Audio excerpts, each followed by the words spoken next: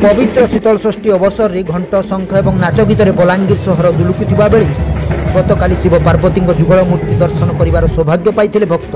आज देवदंपति मंदिर प्रत्यावर्तन और शोभायात्रा एक आध्यात्मिक परिवेश सृष्टि करथिला। सहर मध्य रास्तार उभय पार्श्व हजार हजार भक्त एवं श्रद्धालु भीड़ जमीला।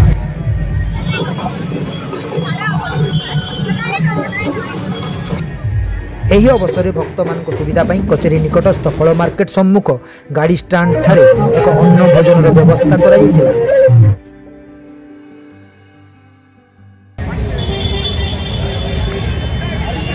एथिरे प्राय 2000 रु अधिक लोक अन्न प्रसाद सेवन करथिले। बलांगीर में कार्यरत वकील, डीड राइटर, स्टाम्प भेंडर और मुंशी मान उद्यम यही अन्न भोजन व्यवस्था होइतिला।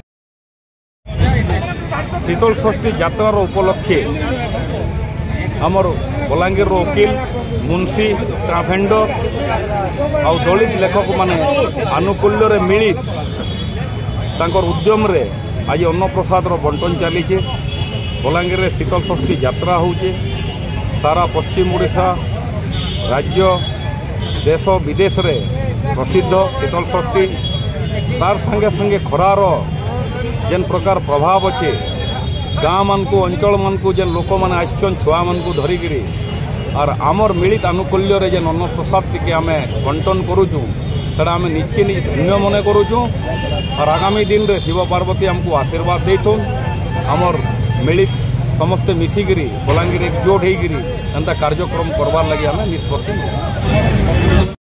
सूचनायोग्य जे आज शीतल षष्ठी महोत्सव एवं शिव पार्वती शोभायात्रा को उपभोग करने हजार हजार भक्त एवं श्रद्धालु भीड़ जमी बेले किसी समभावापन्न व्यक्ति निज वृत्तिगत मानसिकतार ऊर्ध्वर रही एपरी एक महनीय उद्यम कर साधारण प्रशंसा करा।